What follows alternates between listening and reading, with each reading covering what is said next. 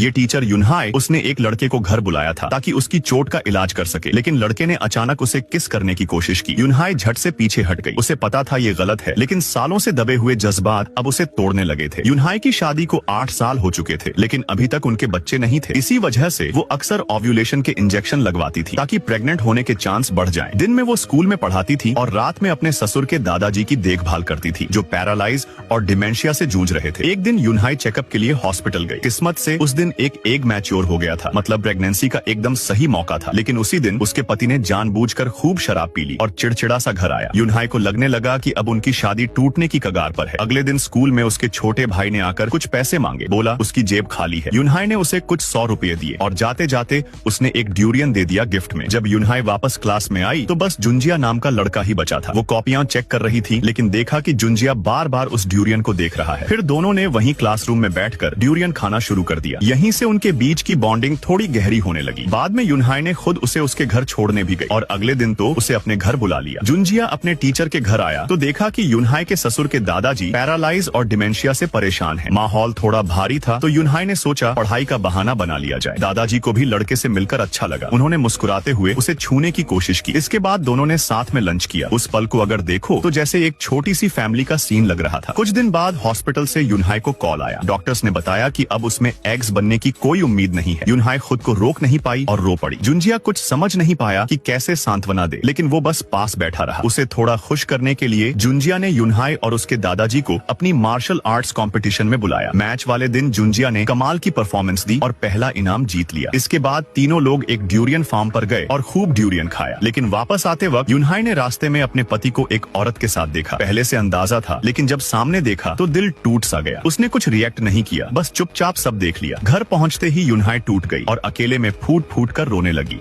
और फिर video like करने पर पार्ट 2 मिल जाएगा।